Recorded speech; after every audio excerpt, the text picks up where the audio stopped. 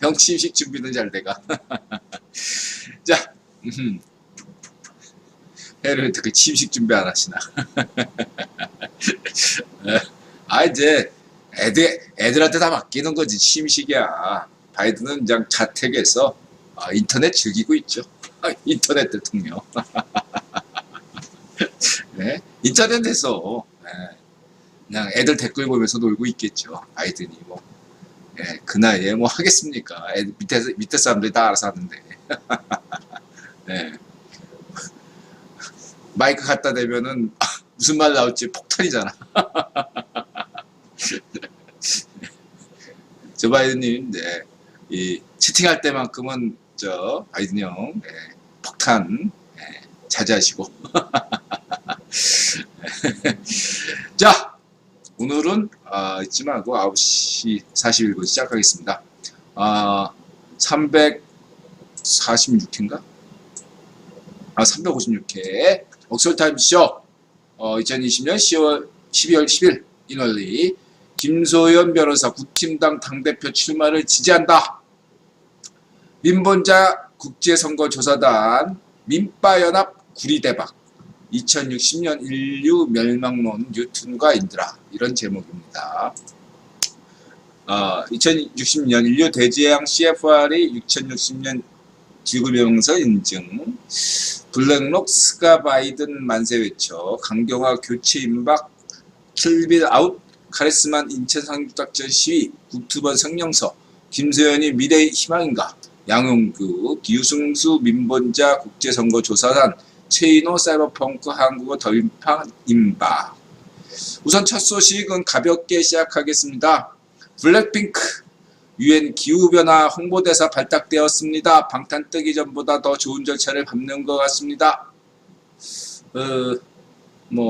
블랙핑크도 주목 기후변화 함께 배워볼 시간. 인드라님 블랙핑크도 기후 이야기 하는 거 보니 바이든 지지로 가네요. YG가 홍석현 근을 벗어나려고 하나요? 이에 대해서는 인드라가 세 가지 관점에서 말씀드리겠습니다. 첫 번째는 이러한 홍보대사는 본디 헐리우드 스타들이 보통 맡았습니다. 대표적인 예가 안젤리나 졸리 부부가 하기도 했었죠. 이렇게 홍보대사인 경우에는 이미지가 굉장히 좋아야 되죠. 그리고 국유본이 팍팍 밀어주고 있다는 걸로 보시면 되겠습니다. 네, 방탄소년단도 아리아나 로클러, 블랙핑크는 블룸버그 쪽에서, 블룸버그의 쪽에서 밀고 있다. 이게 첫 번째고, 본사에서 밀고 있다. 스폰서가 튼튼하다. 이렇게 보시면 되겠고, 두 번째 이제 안젤리나 졸리와 관련돼서 보면 안젤리나 졸리가 그냥 이쁜 여배우일 뿐만 아니라 톰 레이더, 우연히 인드라가 이틀 전에 볼 게 없나 해가지고 하다가 우연하게 톰 레이더 판도라의 상자 그거 2편을 지금에야 봤어요. 2004년도에 나온 건데 1편은 봤는데 2편은 못 봤거든요. 인드라가.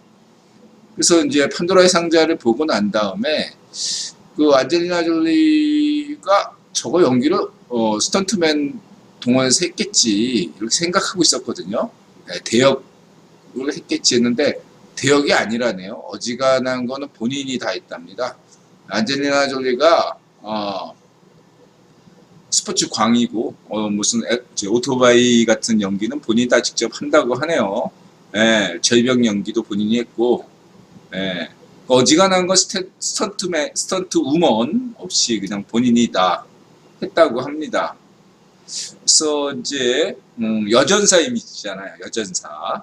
그게 이제 블랙핑크하고 통해요. 뭐냐면은 21 같은 경우도 여전사 이미지인데 다른 여성 보컬 같은 경우는 그러니까 남자 오덕후의 이쁨 밟는 그런 어떤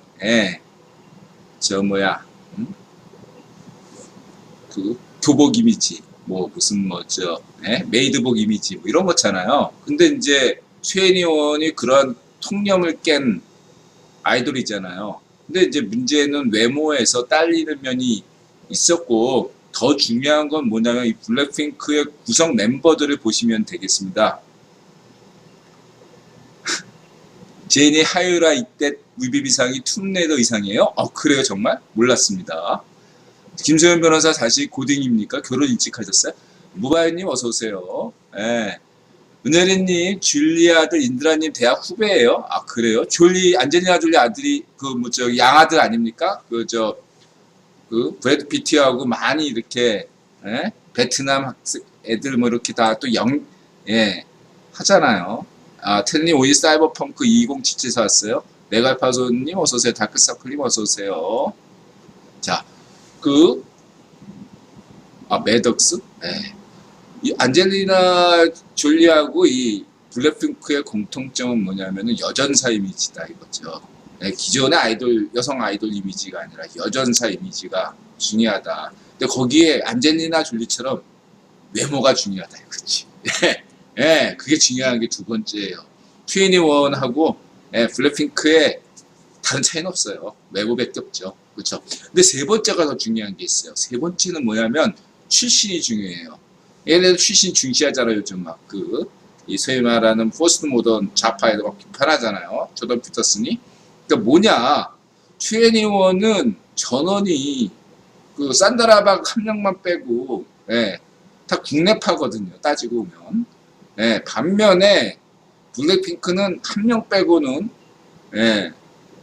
전부 해외파다 이거예요. 그리고 한 명은 태국인이고 나머지 한국계 두 명은 어디 출신이죠? 말하자면 한 명은 뉴질랜드 출신이고 한 명은 호주 출신이에요. 자, 한국, 호주, 뉴질랜드, 태국, 태평양 시대다. 태평양 시대. 이게 중요한 거예요. 이 인적 구성. 아마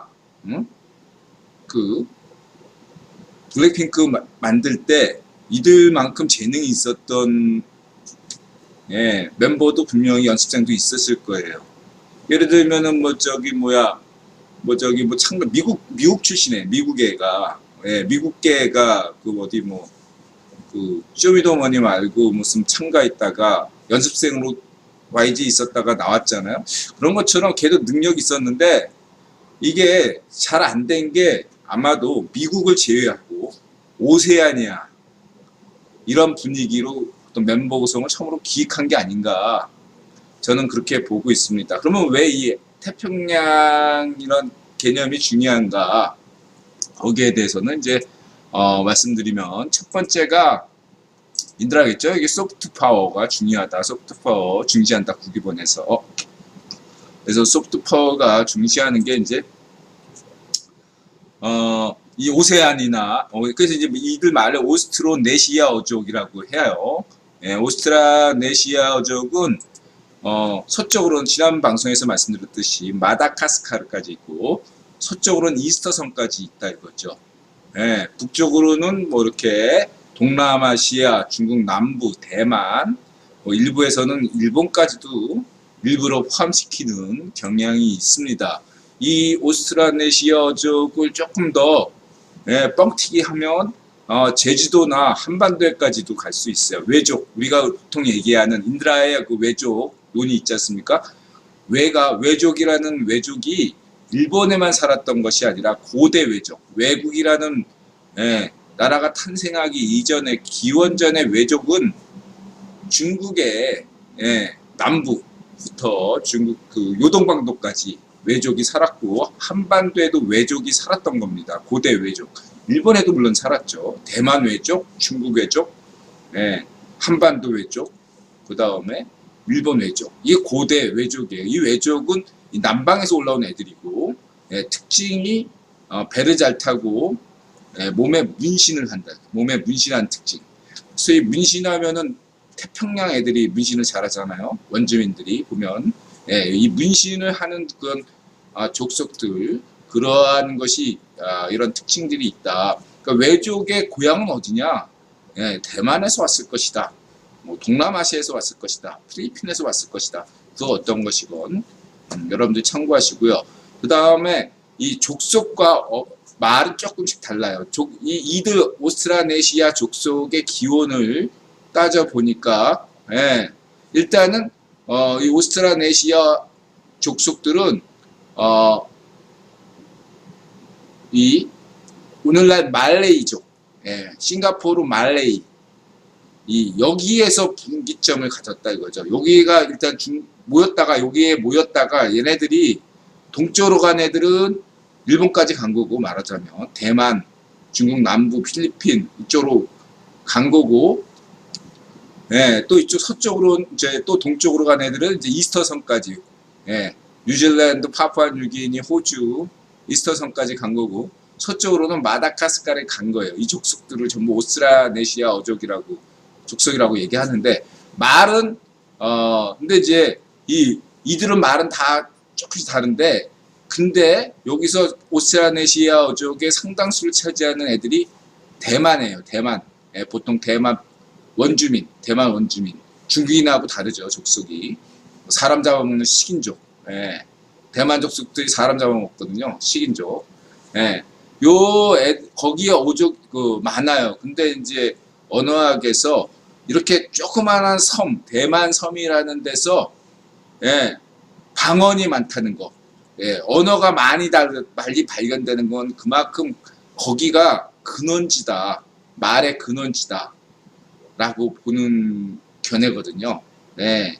그래서 말은 그러니까 말하자면 족속들은 쫙 먼저, 예, 뭐 미콘도리아 조사 뭐 이런 것들을 해버리면 유전자 조사하면은 말레이 족속, 말레이 지역에서 살던 사람들이 쫙 퍼져가지고 산 건데 그 사람들이 처음부터 오늘날의 이 오스트라네시아 어족의 말을 쓴 것이 아니라, 예, 기존에 사용하고 있었던데 대만에서 기원한 어떠한 족속들이, 예, 오스트라네시아 어족의 주류를 형성해 버린 거죠. 마치 북유럽에 있었던 V2 어족, 예, 게르만 어족이 유럽 전 지역을, 예, SOV 어족으로 만들듯이, 예, 그렇게 만들었다 이렇게 보고 있습니다. 그래서 앞으로 오스트라네시아에 대한 동남아시아, 태평양 이런 지역에 대한 관심사가 높아질 것이다 갈수록. 예. 그러니까 이제 제레드 다이아몬드가 폴리네시아에 대해서 특별히 언급하고 인드라가 20년 전에 유럽 배낭여행 갔을 때 독일의 베를린 박물관인가 거기 갔는데 깜짝 놀랐어요. 예?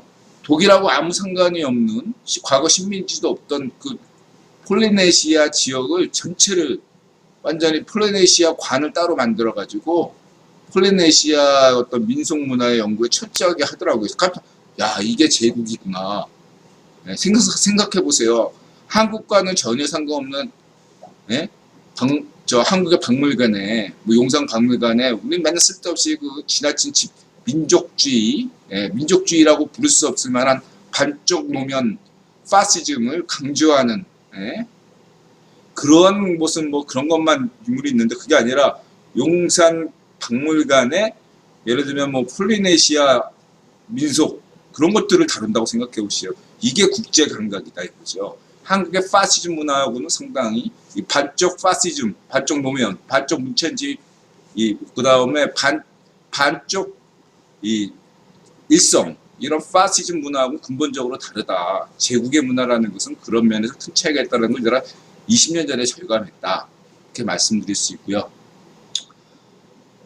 비니 이번 뉴질랜드 여성 외무장관 압권이던데요. 마오리족. 그러니까 근데 이게 강조된다 이거죠. 근데 이게 인도계하고는 조금 달라요. 예. 오스트로네시아족하고 인도하고 또 연관 지을 수 있는데 그렇지 않아요. 인도는 인도고, 예, 그쪽은, 예, 오스트라네시아는 또 다릅니다. 이쪽은 또 예, 별개로 딱 돼 있어요. 예, 그런 면들 여러분들이, 예, 말씀드리고 싶습니다. 그래서 이게 맨 처음에 이름도 블랙핑크가 아니었어요. 근데 굳이 거기에 블랙을 넣었던 것 같아요. 예. 맨 처음에는 이름도 블랙핑크가 아니었던 걸로 인들한 생각. 원래 이름을 이렇게 지려고 했는데 누군가가 블랙핑크로 이름을 붙였어요. 그때부터 블랙이었어. 어쨌든 간에. 예, 이름을 블랙을 넣었다 이거죠. 예. 소프트 파워를 국유원이 굉장히 중시하잖아요. 인드라가 강조했던 구변 귀족, 예, 학자, 소프트 파워 이런 면들 여러분들이 아셔야 되겠다. 그러면 한국이 왜 중요한가? 그런 면에서, 그런 면에서 인드라는, 이 아시아 태평양 지역에 기독교 국가로서의 의미가 있다 이거죠. 기독교 국가로서의 의미. 첫 번째가, 왜 한국이냐? 기독교 국가가 동남아, 이 아시아 태평양 국가에 별로 없어요. 물론 호주나 뉴질랜드는 영연방 국가니까 거긴 그렇게 기독교 국가라고 할 수 있지만, 그 외의 국가들 중에서 필리핀도 있죠. 물론 카톨릭 국가인데, 있지만 한국이 의미 있는 것은 어떤 개신교 국가, 개신교가 주류인 국가는 아시아 태평양에서 보기가 드물어요. 남미도 기독교 국가지만 카톨릭 국가잖아요. 개신교 국가는 아시아 태평양에서 한국 외에는, 그러니까 한국은 다종교 국가지만은 그 중에서 기독교 개신교가 주류잖아. 이런 나라가 없잖아. 한국 외에 또 누가 있나요? 희한한 일인 거죠. 물론 이제 이건 이승만 대통령 덕분이죠. 이승만 대통령 누가 임명했어요? 국기본 임명했잖아요. 반쪽일성 임명하고 이승만 임명하고 대통령. 그러니까 이게 나름대로 뭔가 국기본에 기익이 있었지 않느냐 이렇게 볼 수 있는 것이고, 두 번째가 이제 박정희 대통령의 경제 발전이죠. 모범이잖아요. 등소평도 따라할 정도로 국기본이 등소평에게 지시했잖아. 박정희 대통령 정책 보고 따라해. 이렇게 얘기해가지고 헨리 키신저가 박정희 대통령 직접 소개하지는 않았지만, 그렇게 하고, 푸틴도 박정희 대통령 얘기할 거고, 반쪽 정일도 박정희. 전 세계에서 박정희 대통령의 경제 발전 업적을 무시하는 애들은 반쪽 노면, 반쪽 문천지, 진중권 이런 파시스트밖에 없어요, 여러분. 얘네들은 파시스트야. 전 세계에서 박정희 대통령의 경제 발전 업적을 부정하는 애들은 얘는 사람이 아니에요. 파시스트예요. 파시스트입니다. 근데 지금도 네이버에서 박정희 경제 발전 이렇게 치워보면 경제 개발, 파시즘 논조만 나와요. 갈아엎어야죠. 파시스트들, 아무런 경제사적인 아무런 근거가 없어요. 자료도 없고, 걔네들이 가져온 자료들은 다 날조된 음모론밖에 없어요. 일본에서 과거에 박정희 대통령이 잘 나가니까 일본 우파들이 굉장히 시샘하고 질투하고 불안해했거든요. 거기서 나온 문해춘추, 쌍깨의 문해춘추에서 나온 각종의 음모론이 사실처럼 둔갑해가지고 나오는 것. 또 최근에야 또 여러 가지로 또 무슨 박정희 대통령 까는 다 근거가 없는 것이고, 이것을 누가 정당화시켜주고 있느냐? 조갑제가 정당화시켜주고 있는 거죠. 그래서 인드라가 박정희 자서전은 나폴레옹 자서전처럼 평전처럼 다시 써야 된다. 다시 써야 된다. 나폴레옹 자서전을 프랑스 좌파가 썼거든요. 그런 식으로 써야 된다. 박용진, 네가 입만 살지 말고 네가 진짜 마음을 바꿨으면 박용진 네가 한번 써봐. 박정희 평전을 제대로. 파시즘이 박용진 당신이 파시스트가 아닌 걸 입증해. 인들한테 박정희 평전 제대로 써봐. 그럼 인정해줄게. 하여튼간 박정희 경제 발전에 대해서 부정한 애들은 이건 파시스트예요. 사람이 아니라니까. 그것만 아세요. 경제사적으로 경제적으로 아무런 근거가 없어요. 인들아 자신 있게 말씀드릴 수 있어요. 국원론 얘기 안 하더라도 국원론 빼고서라도 이건 파시즘이에요. 파시즘. 근거가 없어요. 아무런 근거가 없습니다. 자, 그렇게 말씀드리고 싶고요. 그러니까 이렇게 첫 번째 기독교, 개신교 국가라는 아태평양의 그런 이점. 그 다음에 이제 이 박정희 대통령의 경제 지금 3세계잖아요. 이쪽은. 동남아시아, 인도네시아, 태국, 라오스, 버마 같은 데 가서 얘기할 때 썰풀기 좋은 게 뭐예요? 한국 봐라. 2차 대전 이후에 이전에 식민지였던 국가 중에 한국만큼 경제 발전한 나라가 없어요. 그러다 보니까 딱 나오는 거죠. 이제 문제는 이제 박정희 대통령의 그러한 것을 네? 계승과 혁신이라는 측면이 있단 말이에요. 그걸 박정희 대통령과 신자유주의, 국유본이 밀고 있는 이 신자유주의를 융합시켜야 되는데 혁신적인 면에서는 한국에서 21세기에 누가 나왔냐면 이명박 대통령이 혁신 부분을 담당했다고 보셔야 돼요. 반면에 박정희 대통령의 전통을 계승한 것은 말할 필요 없이 박근혜 대통령이죠. 그래서 박근혜 대통령과 이명박 대통령은 박정희 대통령의 유산을 혁신 쪽에서는 보다 신자유주의적인 측면을 강조했던 것이 이명박 대통령이고, 네, 보다 전통적인 박정희 대통령의 전통 정책을 더 강조했던 것이 박근혜 대통령이라면 이 둘을 어떻게 융합시킬 것인가가 아무 편집법도를 융합시키는 것이 아니라 어떤 관점에서 오늘날 국유본과 대화를 할 것인가, 이게 중요한 겁니다. 무조건 박정희 대통령이 잘했으니까 똑같이 박정희 대통령식으로 하면 돼, 이게 아니에요. 예. 박정희 대통령이 잘하기도 했지만 박정희 대통령은 어디까지 49%, 예, 49% 잘한 거고 51%는 국유본의 힘인 거라고 강조한 바 있습니다. 국유본의 힘이다. 51%는 국유본의 힘이고 49%가 박정희 대통령의 힘이다 라는 거죠. 국유본이 아무리 지시해봐야, 네? 발정 문천지, 발정 노면 이런 파시스트 무능 부패한 놈이 집권하고 지도자로 삼으면 나라가 망하잖아요. 네. 해내야죠. 네, 그렇게 보시면 되겠습니다. 네. 제가 쓰면 안 되죠. 또 박정희 평전 70 넘어서 살아있으면 한번 생각해 보겠습니다. 자, 그렇게 말씀드리고 있습니다. 그런 관점에서 이제 블랙핑크를 보셔야 된다. 예, 그러면서 블룸버그가 또 아시아 쪽에 관심을 많이 갖고 있고, 인드라가 분명히 말씀드렸습니다. 앞으로는 중국 얘기보다 예, 아시아 태평양, 오세아니아 위주로, 예, 왜? 예, 이제는 동맹외교가 중요하기 때문에 문화도 동맹외교다. 예. 그래서 이수만도 정신 차려야 돼요. 지금 여태까지 중국 마케팅 했는데 이거 바꿔야 돼요. 예, 바꿔야 됩니다. 예, JYP는 그래도 딱 그 어느 정도 그런 노선을 가지고 있는데 지금 SM이 마케팅 노선이 너무 중국 편향적이에요. 예, 이걸 바꿔야 됩니다.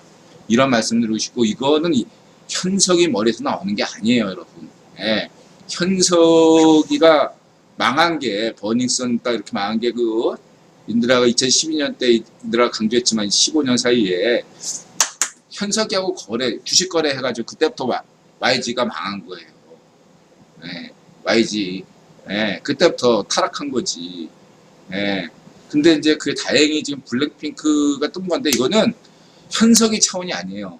예, 현석이를 넘은 기획이에요. 블랙핑크가 지금 가고 있는 거는 이미 현석이 수준을 넘어선 거예요.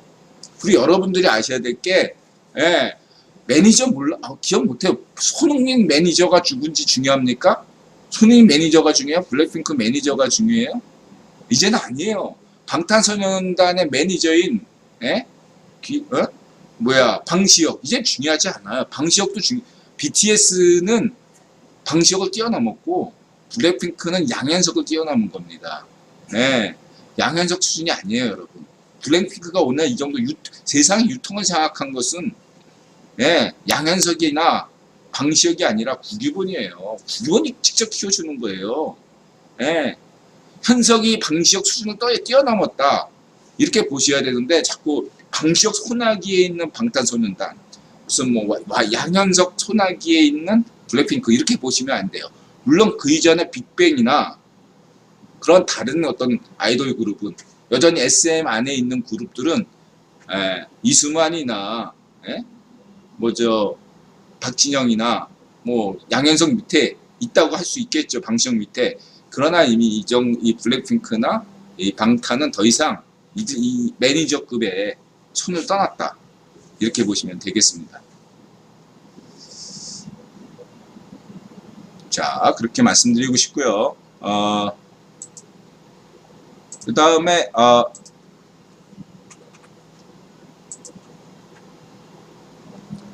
그래서 우리가 잊지 말아야 될 게, 대한민국은 그 김원흥 같은 쓰레기, 인간 쓰레기잖아. 광복회를 망친, 응? 아비를, 응? 자신의 아비를 욕먹인 자 아니에요. 인간 쓰레기잖아요. 인들아 볼 때. 예, 그런 사람들에 의해서가 아니라 이승만 박사, 박정희 대통령, 그다음에 김구 선생 이 세 분에 의해서 대한민국의 오늘 현대사, 김종필 이렇게 써졌다 이렇게 보셔야 되고 저쪽은 논해다, 예, 파시스트다. 일단 그렇게 강조드리는 겁니다. 자, 그렇게 말씀드리고 싶고, 그 다음에 이제 10시 5분이네. 예. 자,